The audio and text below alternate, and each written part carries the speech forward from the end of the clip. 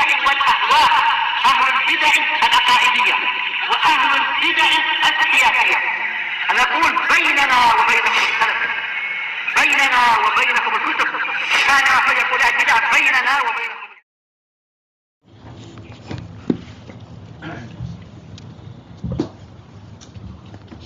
Kita masuk ke hadis yang ketiga ya. Qala Imam An-Nawawi rahimahullahu taala an Jabir bin Abdullah radhiyallahu anhuma qala rajulun lin nabiyyi sallallahu alaihi wasallam yauma Uhud. Ada seseorang yang berkata kepada Nabi sallallahu alaihi wasallam pada hari Uhud, ara'aita in qutiltu fa aina ana? Ara'aita kalau menurut jumhur nuhah artinya adalah akhbirni, kabarilah saya. Kalau yang lain kembali kepada makna asalnya, yaitu artinya adalah apa pandangan saya kalau saya terbunuh, maka di mana tempat saya? Qal fil jannah, yaitu di dalam surga. Fa'alqa tamaratin kunna fi yadih, maka dia melemparkan kurma-kurma itu yang semula ada di tangannya. Summa qatala hatta qutil, kemudian dia berperang hingga terbunuh. Muttafaqun alaih. Baik, dari hadis ini kita mendapatkan faidah, yaitu apa? Bahwasanya kehidupan Nabi SAW dan para sahabatnya adalah memang dipenuhi dengan perjuangan, suka dan duka demi membela agama Allah Ta'ala. Seandainya setiap orang itu ketika didakwai dia menerima, maka enak kita. Tetapi dengan hikmah dari Allah Ta'ala dijadikan ada yang mudah menerima, ada yang menentang, bahkan ada yang ingin membunuh kita. Maka terkadang mau tidak mau ada yang namanya apa? Jihad berupa peperangan. Seperti yang dialami oleh Rasulullah dan para sahabatnya ini. Perang Uhud ini bukan Rasulullah yang menyerang, tetapi orang kafir yang menyerang.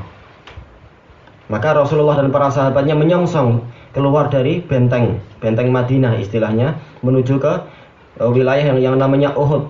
Karena di situ ada gunung Uhud. Itu kejadian pada tahun berapa? 45 ya? Dikurangi 3. Iya, di tahun 3 Hijriah. Pada bulan apa? Pada bulan Syawal.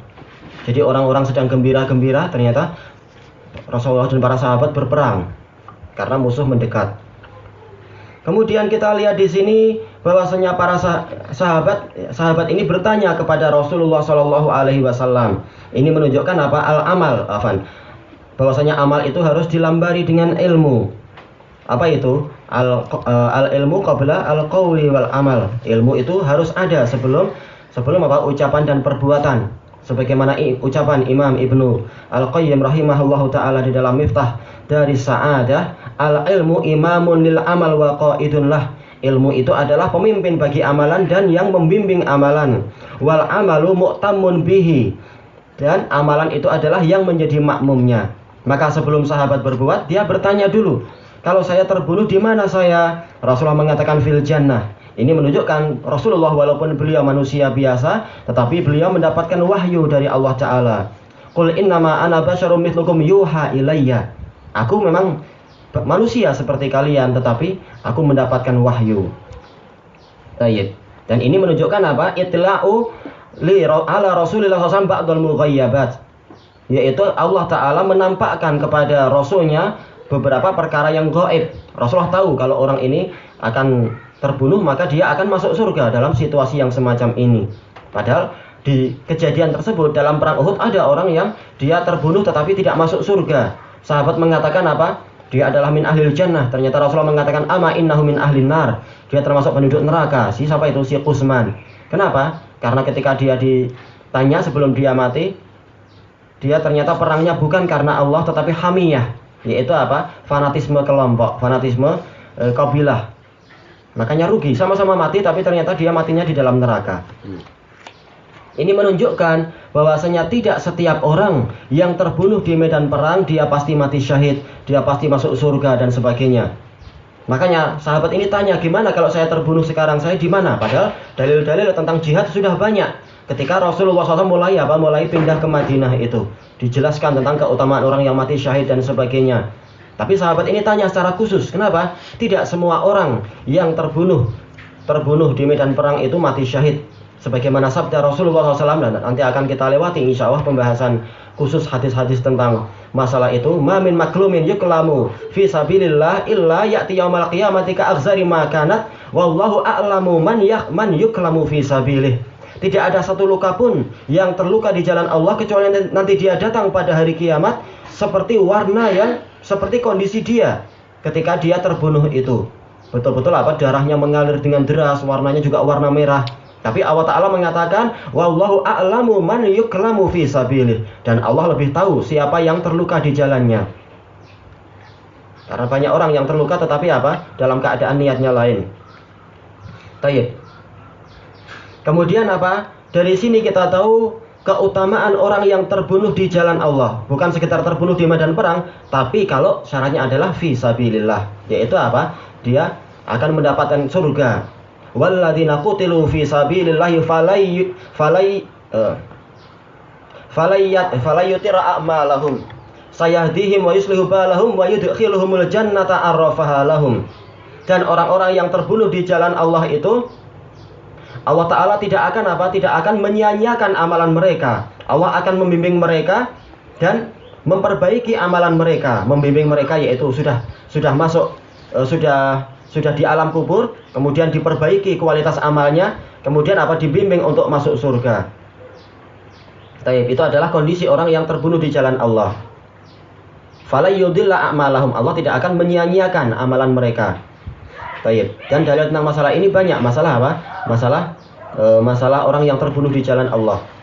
Kemudian Kemudian orang ini begitu tahu tempat dia adalah di surga, dia melemparkan tamar-tamar yang ada di tangannya. Tamarot ini menunjukkan ini adalah jam'ul qillah. Menunjukkan dia sedikit saja itu, kurang dari 9 biji. Beda kalau tumur, dia banyak, menunjukkan jamak yang banyak. Tamar dia sedikit. Ini menunjukkan isyarat kepada betapa sedikitnya bekal para sahabat ketika mereka di jalan Allah. Karena memang kebanyakan sahabat adalah fuqara. Maka kita alhamdulillah kita bersyukur ketika kita mengalami ujian-ujian semacam itu. Perbekalan kita banyak, kita punya roti yang banyak, kita punya gandum yang banyak. Juga kita waktu itu ketika ada tanda-tanda kita mau dihisar, kita beli Indomie banyak-banyak, sekian-sekian karton. Jadi lumayan biar tidak terlalu kelaparan istilahnya. Sementara sahabat seadanya. Dan itu adalah keutamaan mereka dan kesabaran mereka. Tayyib. Dan disebutkan oleh para ulama bahwasanya bahwasanya dari hadis ini ada isyarat bolehnya seseorang itu membuang makanannya. Tetapi ini dibatasi oleh ulama yang lain kalau kalau memang maslahatnya lebih besar. Dan kalau dia yakin bahwasanya nanti tidak akan masuk di dalam dosa menyia-nyiakan harta. Dengan itu barangkali sahabat ini punya perkiraan nanti bukan berarti dilempar sampai debunya menutupi tamar tadi, bukan, tapi dilempar baik-baik misalkan, atau di tempat yang insya Allah lebih baik, atau barangkali dilempar tapi masih di dalam bungkusnya, diharapkan masih ada orang yang akan menemukannya, seperti dalam dalam kisah perang Khaybar itu, ditemukan makanan kemudian mereka makan. Sementara sahabat ini dia merasa tidak perlu lagi, maka tidak perlu, dia penat-penat sudah dilemparkan apa yang di tangannya karena dia sudah dijamin masuk surga kalau terbunuh itu. Faqatala hatta qutil, maka dia berperang sampai dia terbunuh. Sebagaimana dalam hadis yang lain, hadis yang sahih, sahabat mengatakan, "Ya Rasulullah, ara'aita in qataltu muqbilan wala mudbir?" Wahai Rasulullah, bagaimana kalau saya berperang dalam keadaan saya terus maju dan saya tidak mundur? Fa uqtal, kemudian saya terbunuh, a'adkhulul jannah? Apakah saya masuk surga? Rasulullah mengatakan, "Na'am." Iya. Kemudian ketika orang itu berpaling pergi, Rasulullah memanggil dia lagi. Rasulullah mengatakan, "Ait ma qulta?" Ulangi apa yang engkau ucapkan. Dia mengatakan, ara'aita in qataltu fi sabilillah fa ana muqbilun ghairu mudbir. Bagaimana pendapat Anda apabila saya ini berperang di jalan Allah bukan di jalan kekuasaan dan lain-lain. Kemudian saya terus maju dan tidak mundur, yaitu saya menghadap ke musuh bukannya malah membelakangi musuh. Kemudian saya terbunuh. Apakah saya masuk surga? Rasulullah mengatakan, "Na'am." Illad dain. Iya, seluruh dosamu diampuni kecuali hutang. Maka bahaya orang yang dengan alasan jihad ini, jihad itu, kemudian meletupkan diri sendiri, padahal dalam hatinya aku pengen lari dari hutang. Bahaya, bukan masuk surga dia. Apalagi kalau kita melewati hadis Samurah itu, Jundub bin Samurah itu. Boleh jadi seseorang itu melihat surga sudah di depan mata dia, tapi dia nggak boleh masuk surga karena di tangannya ada sekepal darah yang dia tumpahkan tanpa hak. Itu kalau sekepal darah, bagaimana orang yang terbunuh karena letupan itu? Ada anak-anak, berapa anak-anak yang luka, kemudian ada wanita, kemudian ada bapak-bapak tua yang tidak bersalah, yang tidak paham masalah, dan bahkan orang kafir yang dia itu adalah mu'ahad atau kafir dhimmi dan sebagainya. Orang-orang yang tidak berhak untuk dibunuh. Juga binatang-binatang yang kucing, apa dosa dia sehingga kena ledakan? Nah, itu juga akan ada tanggung jawabnya. Maka bodoh sekali orang yang asal meletup-letup itu dan sebagainya. Tayyib. Dan yang diinginkan oleh Imam Nawawi rahimahullah dengan mendatangkan hadis ini adalah apa? Bersegera kepada kebaikan. Tidak dia berlama-lama makan tamar dan sebagainya dalam keadaan musuh sudah di depan mata. Maka dia perang dengan secepatnya dan kemudian terbunuh. Langsung dia masuk surga. Tayyib. Ilahuna wallahu ta'ala a'lam.